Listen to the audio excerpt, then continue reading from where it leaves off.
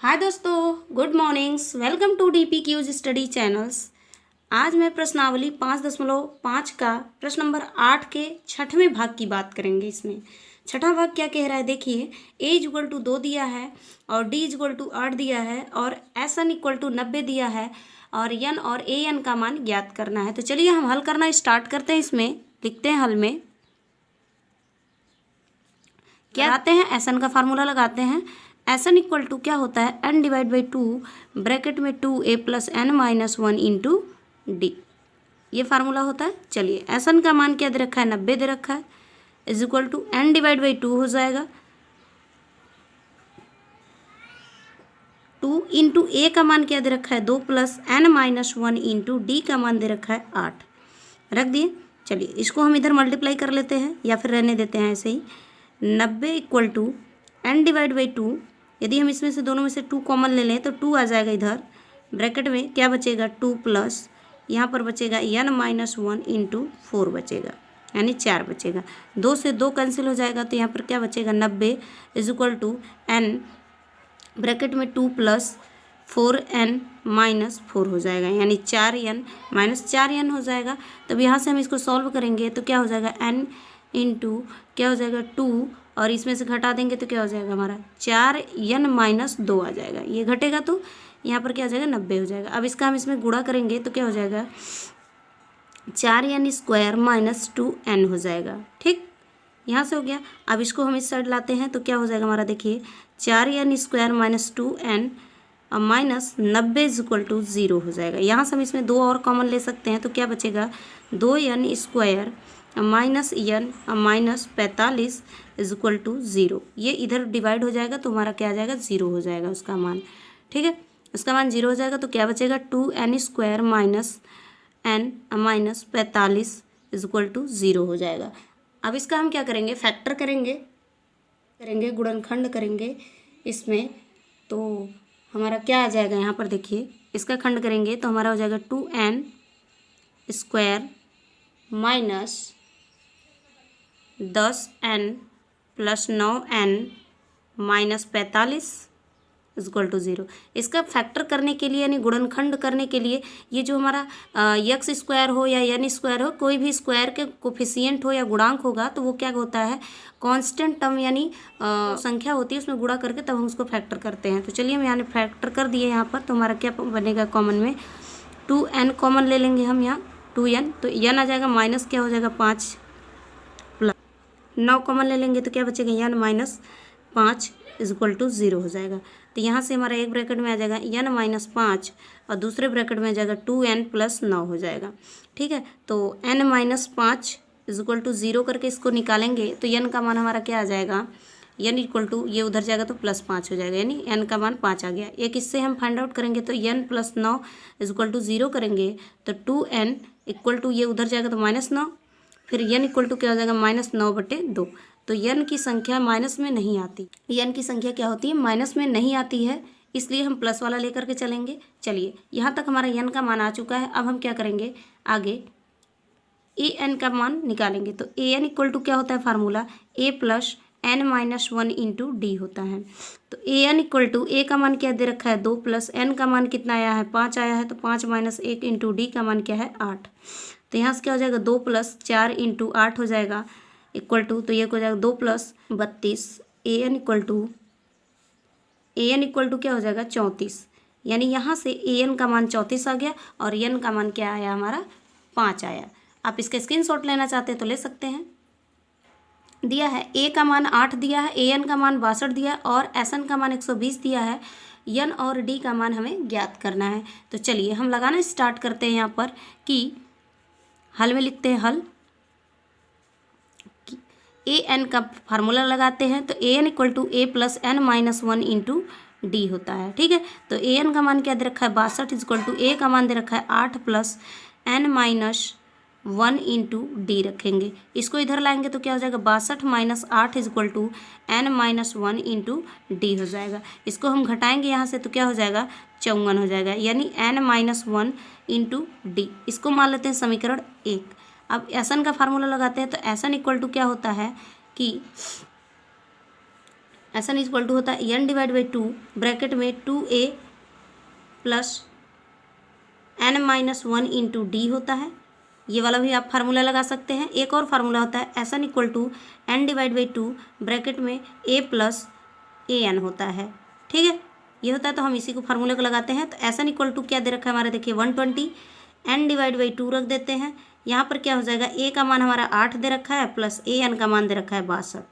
ठीक है, यहाँ से हम इसको निकाल लेते हैं तो हमारा क्या हो जाएगा 120 is equal to N divide by 2। इसको हम ऐड करेंगे तो क्या हो जाएगा इंटू 70 आ जाएगा। इसको हम काटेंगे तो हमारा आ जाएगा 35। अब इधर हो जाएगा 120 is equal to n into 35 हो जाएगा। एन इक्वल टू क्या हो जाएगा 120/35 हो जाएगा। ठीक है, हम इसको काटेंगे तो क्या आ जाएगा, ये हमारा 6 बार में कट जाएगा। तो एन इक्वल टू क्या आ जाएगा हमारा, एन बराबर 6 आ जाएगा। एन का मान क्या आ गया, 6 आ गया। ठीक है, यहाँ से एन का मान 6 आ गया है। अब हम क्या करेंगे, इसमें समीकरण 1 में एन का मान रखने पर चलिए समीकरण 1 में एन का मान रखते हैं तो क्या हो जाएगा 54 इक्वल टू एन का मान क्या दे रखा है 6 माइनस 1 इंटू डी। यहाँ से क्या हो जाएगा 54 इज इक्वल टू 6 माइनस 1 यानी 5 इंटू डी हो जाएगा। और डी इज इक्वल टू क्या हो जाएगा 54/5 हो जाएगा। ये आ गया आपका आंसर। डी का मान भी आ गया और एन का मान भी आ गया। आप इसका स्क्रीनशॉट लेना चाहते हैं तो स्क्रीनशॉट ले सकते हैं। आइए प्रश्न नंबर 8 के 8वें भाग की बात करते हैं। प्रश्न नंबर 8 का 8वां भाग क्या दे रखा है, ए एन इक्वल टू 4 दिया है, डी इक्वल टू 2 दिया है और एस एन इक्वल टू -14 दिया है। एन और ए का मान ज्ञात करना है। तो चलिए हम लिखते हैं हल में, हल का फार्मूला लगाते हैं ए एन का। ए एन इक्वल टू क्या होता है, A plus N minus 1 into D होता है। ठीक है, ए एन का मान क्या दे रखा है 4 दे रखा है, A plus N minus 1 into D का मान दे रखा है 2। इधर क्या हो जाएगा 4 is equal to a plus, इसको गुणा करेंगे तो 2n माइनस 2 होता है।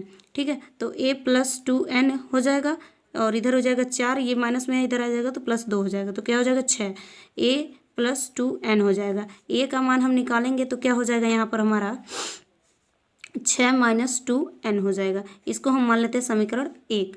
अब लगाते हैं एस एन का formula. S N equal to N divide by 2 होता है ए प्लस ए एन होता है मान। ठीक है, एक फार्मूला ये भी होता है। तो एस एन का मान क्या दे रखा है -14 दिया है, equal to N divide by 2 हो जाएगा। ए का मान नहीं दिया है प्लस ए एन का मान 4 दे रखा है। इसको हम इधर गुणा करेंगे तो क्या हो जाएगा हमारा यहाँ पर -28 is equal to n a plus 4 हो जाएगा। इसको मान लेते हैं समीकरण 2। अब लिखते हैं समीकरण 2 में ए का मान रखने पर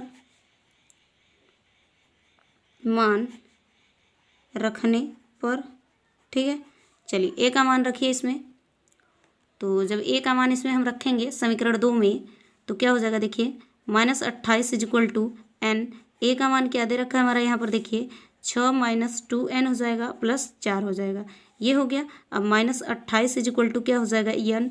यहाँ से इसको हम जोड़ेंगे तो क्या हो जाएगा 10 माइनस 2n हो जाएगा। ठीक है, हैं -28 इज इक्वल टू इसका गुणा करेंगे तो 10n हो जाएगा, -2n² हो जाएगा।